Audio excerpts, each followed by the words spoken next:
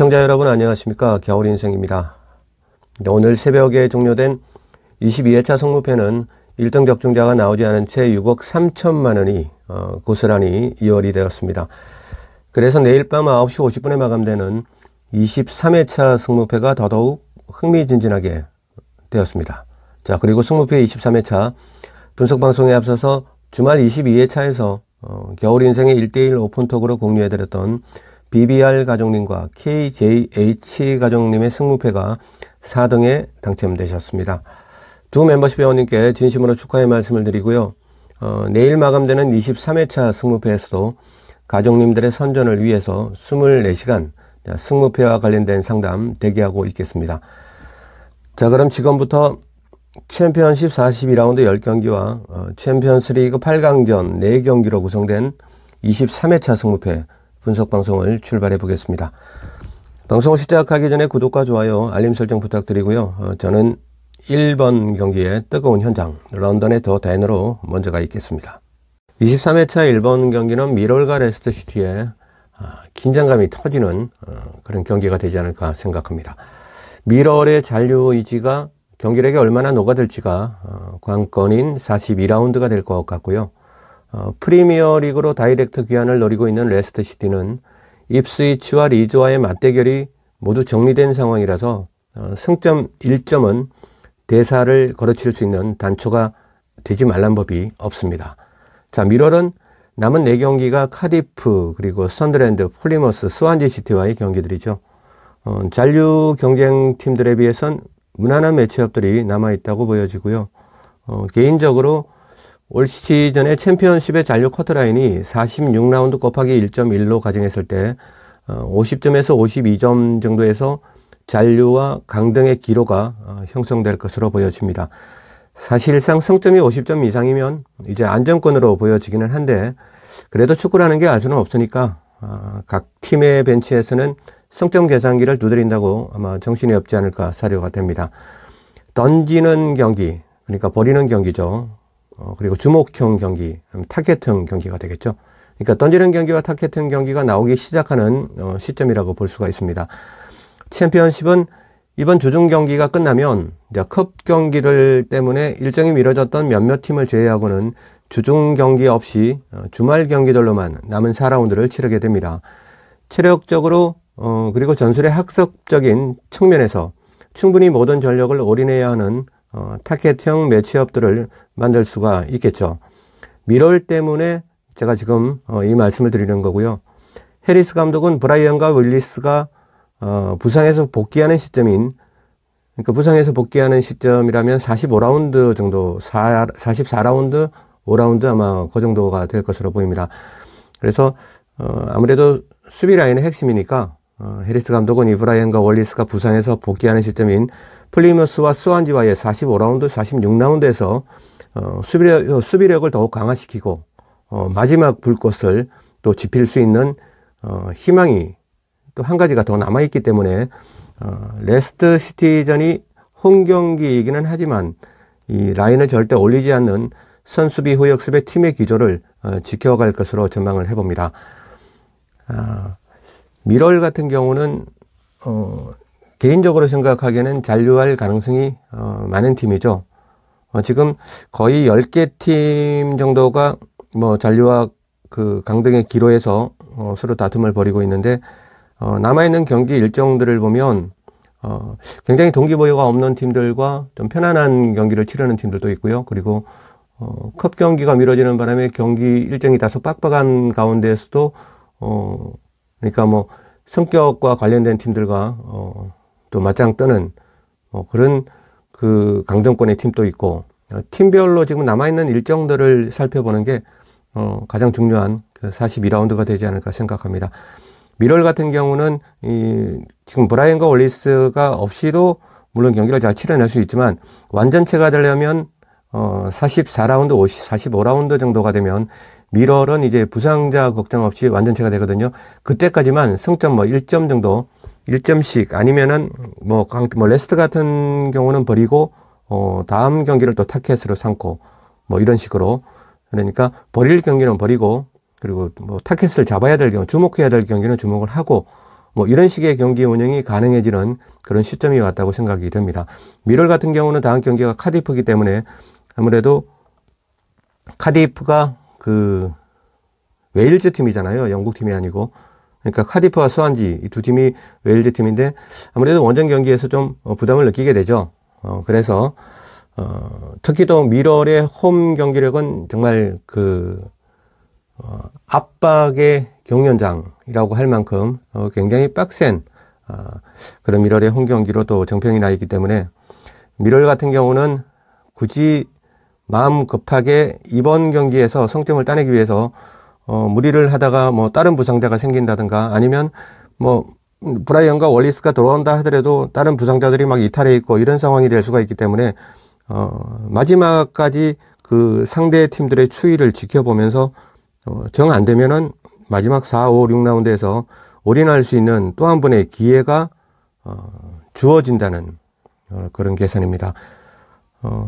일단은 미럴이 그들의 스식지건 런던이죠. 미럴의 홈이. 그러니까 미럴이 뭐 항상 자기들이 그 상주하는 서식지인 런던에서 무승부라는 최선의 기대값을 만들어낼 수 있다는 그런 가정을 하신다면은 무패 구간을 가시는 게 낫겠죠. 하지만 뭐 해리스 감독이 만약 주말 43라운드에서 그러니까 다음 주말 다가오는 주말이죠. 지금 42라운드를 펼쳐지고요. 43라운드에 그 런던을 방문하는 카디프 시티가 2연속 원정 경기를 치르게 되는 거거든요. 그러니까 웨일즈를 떠나와서 2연속 원정 경기 마지막 경기가 많이 지친 상태에서 런던으로 방문한다는 겁니다. 그 카디프 시티와의 경기에 해리스 감독이 눈높이를 맞추고 있다는 가정을 하신다면은 단통 패배 구간을 선택하는 것이 최선의 배팅이 아닐까 그렇게 생각을 해봅니다. 자, 다음 이번 경기는 플리머스 아가일과 퀸즈파크 레인저스의 42라운드 매치업입니다. 치열한 잔류 전쟁을 벌이고 있는 9개 팀 가운데에서 두 팀이 펼치게 되는 6점짜리 매치업이라고 볼 수가 있습니다. 서로가 사이좋게 1점씩 적립하는 프렌들리 매치업도 생각해 보긴 했습니다. 분석을 해보면 플리머스 아가일이 유리해 보이고요. 해외 배당 흐름을 보면 퀸즈파크 레인저스가 유리해 보이는 그런 경기입니다. 아무래도 제 생각이 틀릴 확률이 많겠죠. 이 경기는 만약에 최종 확정 구간에서 설정 구간이 변경이 된다면 가장 1순위 경기가 이번 경기가 되지 않을까 생각이 듭니다. 그 정도로 굉장히 그 해외 배당도 요동칠 구간으로 생각이 들고요. 사실 지금 오즈메이커들이 던져놓은 배당이 좀 이해가 안 가거든요. 아마 분명히 어떤 흐름에 그 방점을 찍을 때가 있을 겁니다. 그때까지 한번 기다려보는 것도 괜찮지 않을까 생각이 듭니다. 일단은 양팀의 흐름은 정반대입니다. 패배가 일상이던 원정팀 퀸즈파크 레인저스는 직전 14경기에서 7승 4무 3패 승률이 50%죠. 굉장합니다. 퀸즈파크 레인저스가 직전 14경기에서 7분의 승리를 챙기면서 성격을 다투고 있는 팀들보다 한층 더 가파른 상승세의 경기력에 흠뻑 빠져 있고요. 홈에서만큼은 레스트시티급이었던 플리머스 아가일은 직전 5번의 홈경기에서 전패를 거두는 망신살이 뻗쳐있는 상태입니다. 다만 지난 주말에 치러졌던 41라운드에서 플리머스는 원정에서 승리를 솎아내면서 반등의 신호탄을 쏘았고 퀸즈파크는 홈에서 패배를 당하고 상승세에서 잠시 쉬어가는 라운드를 가졌습니다. 그렇다면 전반 라운드 맞대결에서는 어떠했는지 한번 보겠습니다. 자, 비교적 빠른 시간인 전반 25분에 플리머스가 퇴장을 당했음에도 무승부로 끝났다는 점, 그것도 중앙 3선의 스카르 선수가 아웃됐음에도 실점 없이 0대 0으로 원정 무승부를 챙겼던 플리머스라는 점. 자, 거꾸로 얘기하면 퀸즈파크는 이런 시간부터 수적 우세를 가져갔음에도 불구하고 그것도 주전 중앙 수비수가 퇴장당한 원정팀을 상대로 득점을 내지 못한 무승부였다는 점에서 플리머스의 판정승이라고 볼 수가 있죠. 그래서 저는 당연히 홈 플리머스의 우세 구간으로 예상을 했었는데 해외 배당을 확인하는 순간 나는 아직 멀었구나 라는 생각이 들었습니다. 난 이게 정배당일 줄 알았는데 저게 정배당이니까 아무래도 좀 제가 좀 분석이 미천하구나 이런 생각을 했습니다. 최근에 양팀의 경기력을 충분히 반영한 그 오즈메이커들의 제시 배당이라고 보고요. 이점에서 겨울인생과 오즈메이커들이 대치하는 그 승패 더블 구간보다 아무래도 승패 여기에서 복식을 쓰게 되면 제가 23회차에서는 4,000원 복식 역시 4,000원 복식으로 가져갈 생각이거든요. 그리고 최종 확정 구간에서는 16,000원 복식 이 정도로 생각하고 있습니다.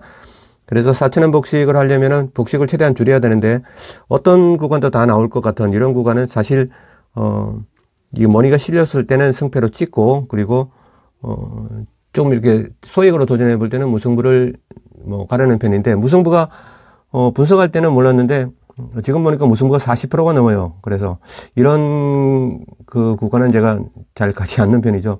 근데 현재로서는 제가 그 생각하는 우세팀과 현지의 그 오즈메이커들의 제시하는 배당으로 보았을 때 그 우세를 예상하는 팀.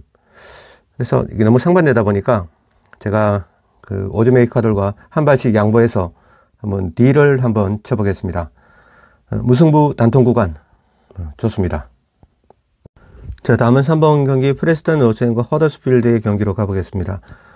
홈팀 프레스턴은 한 경기 덜 치른 41라운드라서 이 경기에서 승리를 하면 미들스브로우를 밑으로 내리고 8위까지 상승을 합니다. 승격 플레이오프에 턱걸이하고 있는 노리치에게 4점 차까지 따라붙을 수 있는 절호의 기회라고 볼 수가 있습니다. 승격 플레이오프가 3위부터 6위까지 치르는 그 토너먼트이기 때문에 지금 8위까지 올라가면서 6위 노리치에게 성점이 4점 차까지 좁힐 수 있는 프레스턴 노스앤의 아주 절호의 기회라고 볼 수가 있죠. 당연히 프레스턴의 걷기 낮은 배당을 예상했었는데 오즈메이커들이 또 한 번 저를 비웃는 그런 배당을 던져 놓았습니다. 프레스턴 노스앤의 해외 책정 배당이 2.25라는 건 허더스필드의 잔류투혼에 너무 많은 그 리스크를 껴안고 가라는 아주 사가지 없는 배당이라는 생각이 듭니다.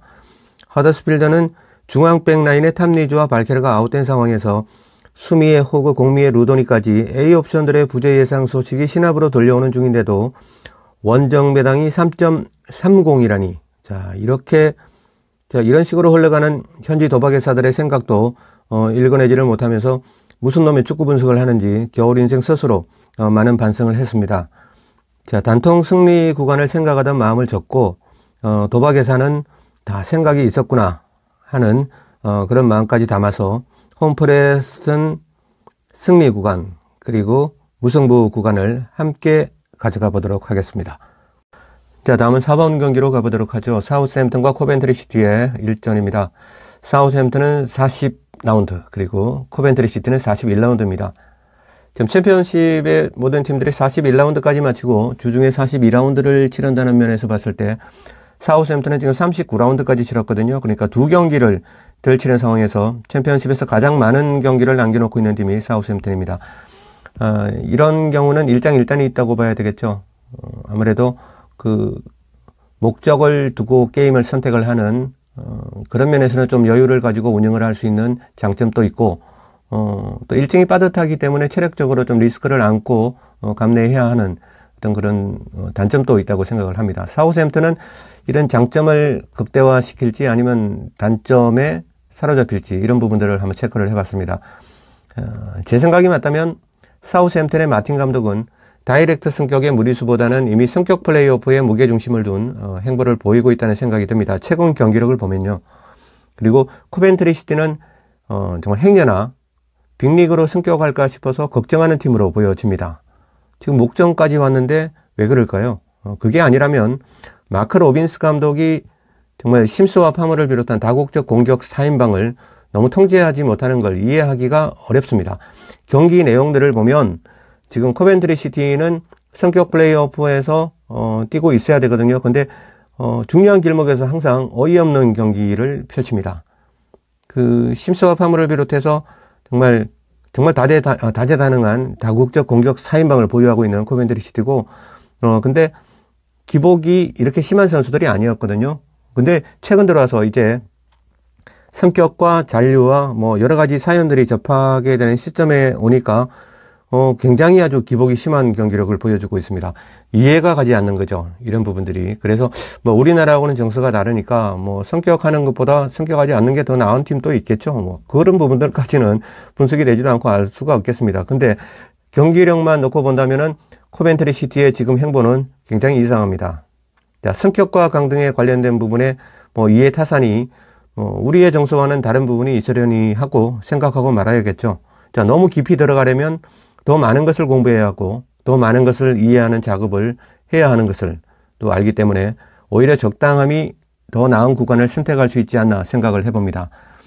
2위 입스위치보다는 2경기나 덜 치른 사우스햄튼이기 때문에 산술적으로는 다이렉트 성격의 가능성을 남겨두고 있다는 부분이 마지막으로 한 번만 더 사우스햄튼을 신뢰하게 만듭니다.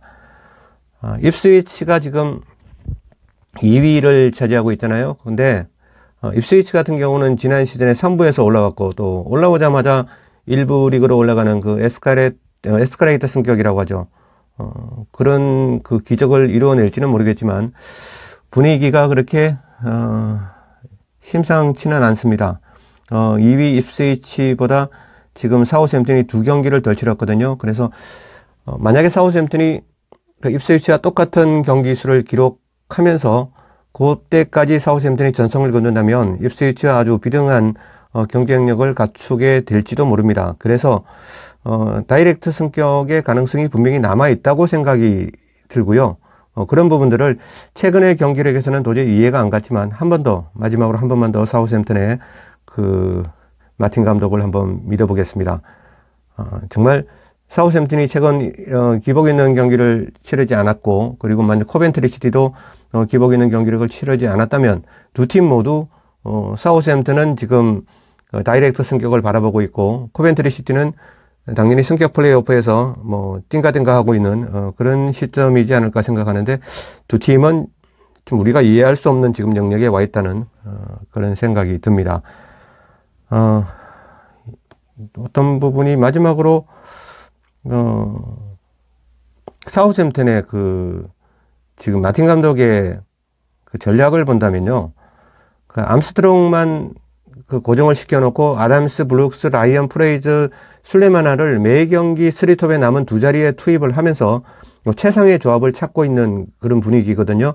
그러니까 그 사우스햄튼의 그 전술은 4-3-3이죠. 그러니까 3톱에 때로는 4-2-3-1로 가기도 합니다. 근데 4-3-3 그 A 포맷을 썼을 때 그 전방에 최전방에 3톱이 암스트롱만 고정을 해놓고 나머지 아담스, 브룩스, 그러니까 암스트롱, 아담스, 브룩스가 나올 때도 있고 아니면 암스트롱에다가 아담스, 라이언이 나올 때도 있고 브룩스와 프레이즈가 나올 때도 있고 술레마나와 아담스가 나올 때도 있고 그러니까 매 경기 지금 상황이 다르거든요.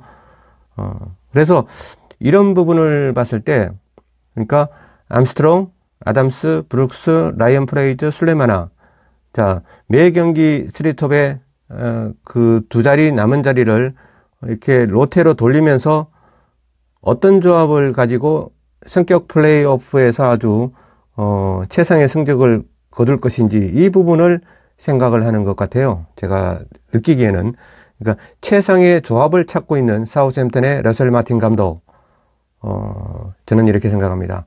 그래서 지금은 어떻게 보면은 이 경기에서 틀어질 가능성도 충분히 있다고 생각합니다. 마틴 감독이 제가 조금 전에 말씀드렸듯이 그런 마음을 가지고 있다면은 이번 경기에서 또 3톱을 예상할 수가 없겠죠. 누가 나올지. 그런데 중요한 건 코벤트리 시티도 마찬가지라는 겁니다. 과연 성격하기 싫은 코벤트리 시티를 만나서 니가 가라 프리미어리그 지금 두 팀 분위기가 그렇거든요. 그러니까 니가 가라 프리미어리그라는 코미디를 또 재현하게 될지 정말 벌써부터 가슴이 콩닥콩닥 거립니다. 정말 마지막으로 딱 한 번만 더 사우스햄튼을 믿어볼까 합니다. 자, 다음은 5번 경기로 가보겠습니다. 리즈 유나이티드와 선덜랜드의 42라운드 일정이고요. 시즌 초만 해도 이렇게까지 일방적인 배당 속에 놓여질 양팀은 아니었습니다. 선덜랜드도 시즌 중반까지만 해도 성격 플레이오프는 쉽게 진입할 것 같은 그러한 행보를 걸어왔지만 최근 10경기에서 1승 2무 7패로 급격한 하락세로 내려앉은 선덜랜드입니다. 물론 이 기간 동안 메디컬 리스트의 주요 선수들의 들고 날고는 있었지만 몇몇 선수들의 부재 유무에 따라서 천차만별의 경기력을 보여준다는 건 46라운드라는 긴 여정을 치러야 하는 팀으로서 포지션마다 균등한 전력을 갖추지 못했다는 반증이고, 당연히 전술의 짜임새는 퀄리티가 낮아질 수밖에 없었다고 보여지는 선덜랜드입니다. 그래도 선덜랜드의 전부라고 할 수 있는 잭 클라크 선수 아시죠? 감독들의 감독이라 불리는 우루과이 국대 감독 비엘사, 아르헨티나 분이신데 우루과이 감독을 하고 계시네요. 비엘사 감독의 총회 속에서 비엘사 감독이 리즈 감독을 했었죠. 그때가 몇 년도였나요? 2018년도부터 19년도 정도로 기억하고 있는데, 그 비엘사 감독이 리즈를 지휘하고 있을 때 그 비엘사의 총회 속에서 18살의 어린 나이로 리즈 유나이티드를 휘젓고 다니던 그 애기 같았던 선수, 토트넘으로 이적하고 몇 번 보셨을 걸로 아마 생각을 합니다. 그 애기 같던 선수가 지금은 선덜랜드의 팀 내 평점 1위, 자 15골로 독보적인 득점 1위, 자 4도움으로 한 끗 차 도움 2위로 두 달여 동안의 공백까지 생각을 하면은 이러한 수치는 그냥 선덜랜드 그 자체로 성장을 했다고 보시면 되겠습니다. 이 잭 클라크가 두 달여 동안 자리를 비운 사이 그 사이에 벌어진 선덜랜드의 이 참담한 현실, 희한하게도 클라크가 두 달 만에 복귀한 풀타임 경기, 그러니까 지난 주말에 41라운드였죠. 복귀하자마자 그 40라운드에서는 잠깐 뛰었고요. 한 30분 정도 뛰었고, 그리고 41라운드에서 이제 풀타임으로 출장을 했는데 하자마자 곧바로 맨 오브 더 매치에 오르는 기염을 토해내었던 그 클라크였습니다. 강호 브리스톨 시티와 무실점 경기였던지라 선덜랜드의 심장박동수는 이제부터 조금씩 안정을 되찾을 것으로 사료가 됩니다. 만약에 브리스톨 시티가 아니라 다른 팀이었다면 또 모르겠는데, 브리스톨 시티의 그 유기적인 공격 라인업들을 상대로 해서 클린시트 경기를 펼쳤다는 건 선덜랜드가 이제 좀 안정을 찾았다, 이 한 경기만 놓고 봤을 때도 그런 생각이 듭니다. 무엇보다도 잭 클라크 선수가 어느 자리에서든 간에 정말 무시로 소화될 수 있는 그런 순도 높은 파이널이 있기 때문에 선덜랜드의 나머지 선수들에게도 좀 업되는 그런 부분들이 있겠죠. 조금 늦었다는 생각이 들지만은 그래도 아직 늦었지 않았습니다. 어차피 강등도 힘들고 승격도 힘든 그런 지금 선덜랜드의 위치입니다. 다시금 안정세로 들어선 이 선덜랜드에게 마이크 도즈 감독 대행이 고삐를 세게 쪼이지는 않겠죠. 저도 그렇게 생각합니다. 이 지금 어떻게 해서 만든 이 선덜랜드의 안정세입니까? 근데 이 안정세로 돌아선 선덜랜드를 또 갑자기 고삐를 세게 쪼이다 보면 부상자도 생길 수가 있고 어떤 그러니까 구단에서 생각하지 않는 경우의 수들이 막 생기게 됩니다. 그런 부분들은 지금 도즈 감독이 감독 대행이기 때문에 굳이 그렇게 무리수를 두지는 않을 거라는 그런 생각을 가져봅니다. 선덜랜드는 시즌 초중반에 벌어놓은 그 승점 덕분에 강등권과의 거리두기는 성공한 상태이고, 상대인 리즈 유나이티드가 워낙 난공불락의 퍼포먼스를 보여주고 있기 때문에 애써 차전 경기력이 다운될 수도 있을 그런 모험은 감행하지 않을 선덜랜드로 생각을 좁혀보겠습니다. 직전 코벤트리 시티와의 41라운드 원정 경기 패배로 한 템포 숨고르기 모양새를 보이고 있는 리즈 유나이티드는 26라운드부터 40라운드까지, 그러니까 41라운드에서 코벤트리 원정 가서 2대1로 졌잖아요. 근데 그 전 경기까지 26라운드부터 40라운드까지 15경기 동안 패배를 잊고 살았던 팀이 누구겠습니까? 리즈 유나이티드입니다. 그러니까 다이렉트로 프리미어리그로 입성할 수 있는 2위 입스위치와의 승점 차는 단 1점이고요. 맞대결은 이미 모두 소진을 했기 때문에 리즈는 이제 무조건 5승을 거두고 입스위치가 딱 한 번만 미끄러주길 기대하는 경우의 수만 존재한 듯 합니다. 설사 그 승점이 동률이 되더라도 리즈의 득실 마진이 11점이나 앞서 있는 상황이기 때문에 입스위치보다 말입니다. 그러니까 입스위치와 승점 동률이 될 가능성도 있고 역전이 될 가능성도 있고 이대로 쭉 갈 가능성도 있다고 보여집니다. 근데 만약에 동점이 된다면 득실 마진은 리즈가 지금 역전될 수가 없는 11점 차나 앞서 있기 때문에 리즈가 좀 유리하다고 보여지죠. 지금 1점 차에서 쫓는 자와 쫓기는 자, 어떤 사람이 유리한지는 시청자님들도 이렇게 인생을 살면서 이런 부분을 느끼시지 않으셨습니까? 그래서 저는 리즈가 아마 입스위치를 내리고 올라가지 않을까 그런 생각을 해보고 있습니다. 아무튼 쫓기는 입스위치의 멘탈이 리즈보다는 흔들릴 가능성도 커 보이기도 합니다. 3부에서 2부로 성격한 시즌에 곧바로 빅리그로 성격하는 에스컬레이터 성격의 기적을 만들고자 하는 입스위치의 하이텐션도 리즈에게 희망이 보이는 단면이기도 합니다. 무조건 승리만이 그들을 구원하게 될 리즈 유나이티드가 승점 3점을 챙겨가는 쪽으로 가닥을 잡아보겠습니다. 이상으로 겨울 인생의 축구 이야기에서 편성해드린 승무패 23회차 분석방송 일부 시간을 마치겠습니다. 잠시 후 저녁 시간에 23회차 2부 방송으로 구독자님들을 다시 찾아뵙겠습니다. 감사합니다. 지금까지 겨울 인생이었습니다. All I ever wanted, that's how